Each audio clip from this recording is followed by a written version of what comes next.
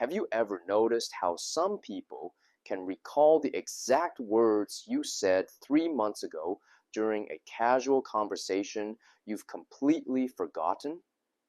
They remember the shirt you wore to that party in 2019. They remember the specific way you phrased something when you were upset. They remember promises you don't even recall making. And here's what's strange.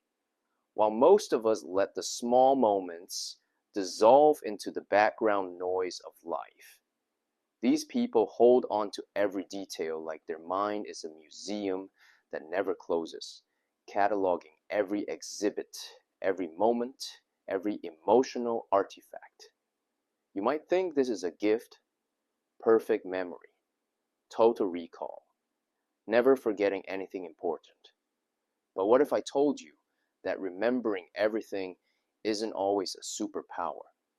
What if this extraordinary ability is actually a window into something much deeper? Something about how these people experience love, threat, and survival itself. So here's the question.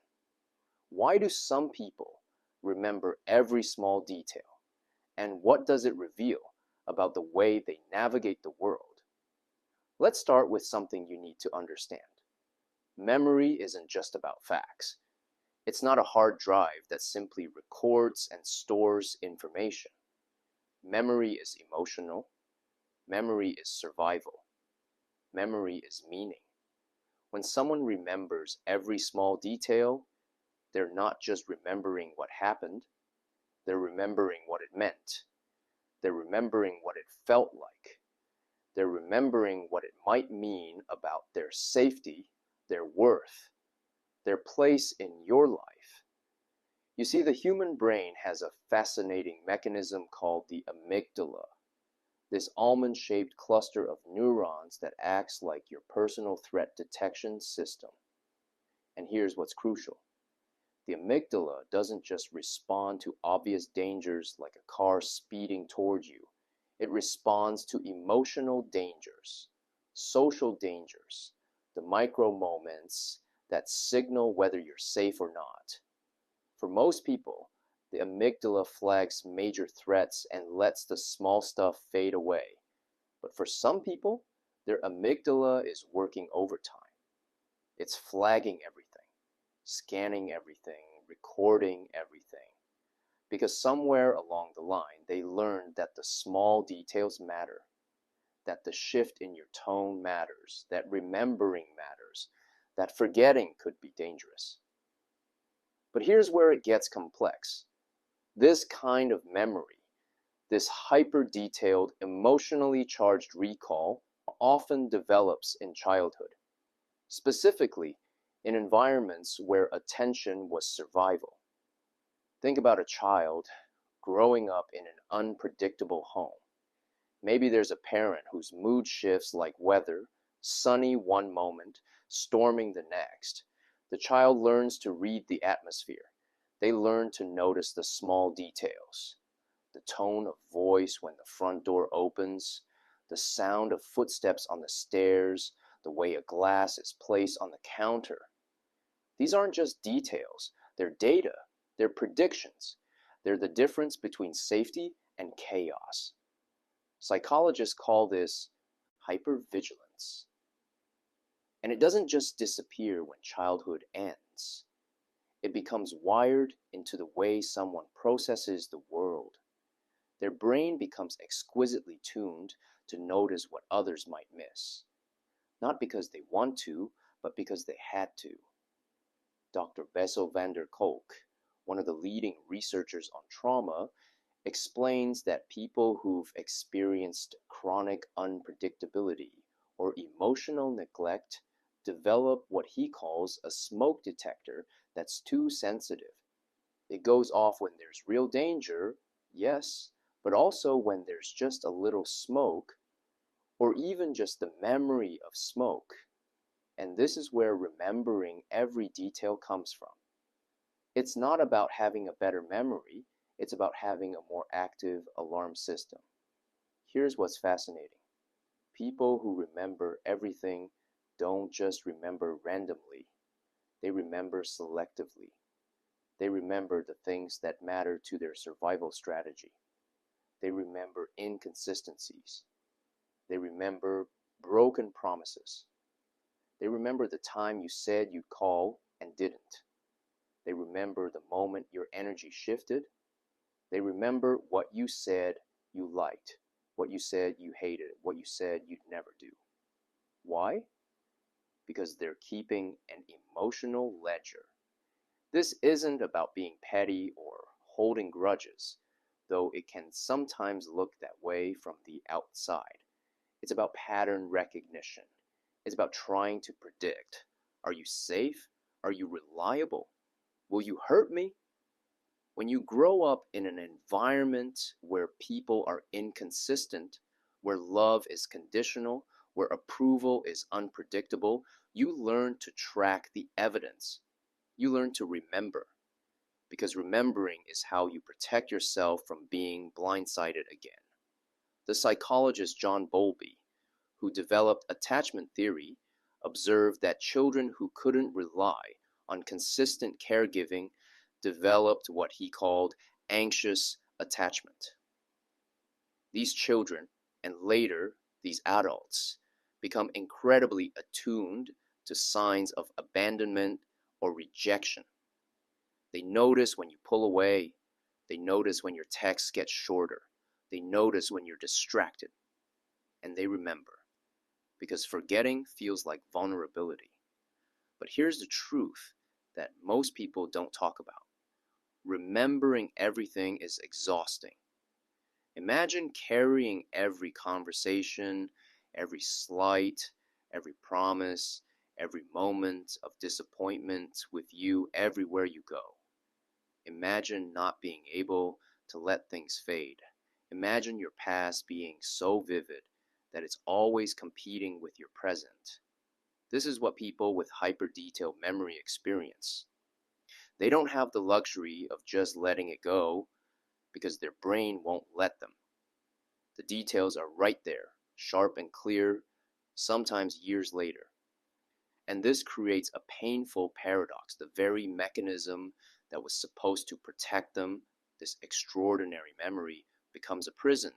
They can't move forward because they're constantly looking backward, checking the evidence, replaying the moments, searching for the patterns that will keep them safe.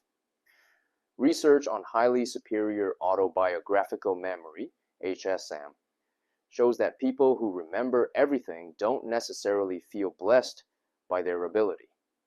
Many describe it as overwhelming. They remember the good, yes, but they also remember the bad with the same crystalline clarity. Every embarrassment, every rejection, every painful goodbye. And for those whose detailed memory comes from trauma or hypervigilance, the burden is even heavier because they're not just remembering facts, they're re-experiencing feelings. And this is where it gets really interesting when we talk about relationships. When someone remembers every detail about you, it can feel flattering at first. They remember your favorite coffee order. They remember that story you told once about your childhood. They remember the small things that make you feel seen. But it can also feel suffocating because they also remember every contradiction. Every time you said one thing and did another. Every promise that fell through. Every moment you weren't fully present. Here's what's really happening. They're not trying to trap you or catch you in lies. They're trying to solve a puzzle. The puzzle is, can I trust you? Are you safe? Will you stay? And every detail is a piece of that puzzle. But the problem is, no one is perfectly consistent. We all contradict ourselves. We all have moments where we're distracted, where we don't follow through, where we say things we don't entirely mean. For most people, these inconsistencies fade into the noise of life. But for someone with hyper-detailed memory, these inconsistencies are highlighted, flagged, remembered. They become evidence in a case the person is always building, the case for whether you're trustworthy or not. This can create a dynamic where the person with the detailed memory feels like they're the only one who cares, the only one who's paying attention, and the other person feels like they're under constant surveillance, like they can never just be without being cataloged and judged. Neither person is wrong. They're just operating from different survival strategies. But let's talk about what's actually happening in the brain, because this isn't just psychology, it's neuroscience. When we experience something emotional, our brain releases stress hormones like cortisol and adrenaline. These hormones act like a highlighter, marking the memory as important, as something to keep. For people who live in a state of chronic stress or hypervigilance, their brain is releasing these hormones more frequently, which means more memories get highlighted. More moments get marked as significant, more details get stored in high definition. There's also fascinating research on something called rumination, the tendency to replay events over and over in your mind. People who ruminate don't just remember more, they rehearse their memories, they review them, they analyze them, and each time you recall a memory, you're actually reconsolidating it, making it stronger, more vivid. So someone who ruminates on a painful conversation or a broken promise isn't just remembering it, they're reinforcing it, making it more permanent, more real. This is why someone might bring up something that happened years ago as if it happened yesterday. Because in their brain, in their emotional experience, it did just happen. Every time they recalled it, they made it fresh again. But here's something we need to acknowledge. There is a gift in this. People who remember every detail are often the most emotionally intelligent people you will meet. They notice things others don't. They pick up on subtleties in communication, in body language, in energy. They're incredibly perceptive. They're the friends who remember what you were worried about 3 weeks ago and follow up to ask how it went. They're the partners who notice when you're struggling even when you say you're fine. They're the colleagues who remember that small comment you made about your preference and adjust accordingly. This ability to notice, to remember, to track the emotional temperature of a room, this is empathy in its most detailed form.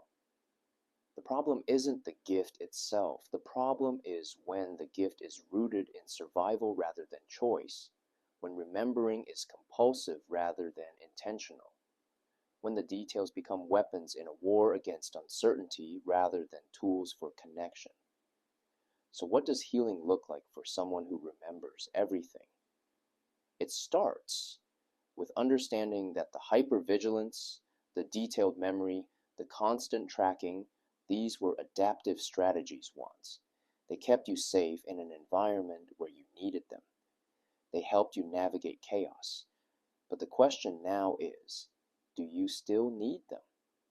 Healing doesn't mean forgetting. It doesn't mean developing amnesia or pretending the past didn't happen. It means changing your relationship with the details. It means learning to notice without cataloging, to remember without weaponizing, to observe without building a case. Therapy, particularly trauma-informed therapy, can help retrain that overactive amygdala. Techniques like EMDR, eye movement desensitization and reprocessing, and somatic therapy can help the body release the grip of old memories, allowing them to become just memories rather than constant emotional experiences. Mindfulness practices can help create distance between the remembering and the rumination. You can acknowledge, yes, that happened, without needing to replay it, analyze it, use it as evidence, and maybe most importantly, learning to trust. Learning that inconsistency isn't always betrayal, that forgetfulness isn't always abandonment, that people can be safe even when they're imperfect. This is the hardest work because it means risking being wrong. It means letting go of the protection that remembering provides. It means choosing to be vulnerable instead of vigilant. Here's something beautiful that can happen. You can learn to choose what to remember, not through suppression or denial, but through intention. You can notice the moment of disconnection with a friend and choose to let it dissolve instead of storing it. You can acknowledge the broken promise and choose to see it as a single event rather than a pattern. You can experience the inconsistency without letting it become evidence. This is what psychologists call adaptive forgetting, the ability to let go of information that no longer serves you. And it's a skill. It can be learned. The people who find the most peace aren't the ones who forget everything. They're the ones who remember wisely, who keep the memories that nourish them and release the ones that only feed their fear. So let's come back to where we started. The person who remembers every small detail. Now you understand, they're not doing it to punish you or to prove they're right. They're doing it because their nervous system learned that details are survival, that remembering is safety, that letting go is danger. And if you're the person who remembers everything, I want you to hear this. Your memory isn't a flaw. Your awareness isn't a burden. Your ability to notice the world in high definition is a form of genius that was born from necessity. But you don't have to carry all of it anymore. You can honor what your memory did for you, how it kept you safe, how it helped you navigate, and still choose to set some of it down. You can thank your vigilance for its service and gently tell it that you're safe now, that you can let some things fade, that you don't need to keep building the case, because maybe the real freedom isn't in forgetting. Maybe it's in remembering that you have the power to choose what you hold on to, and in that choice, you're no longer at the mercy of every detail. You're free.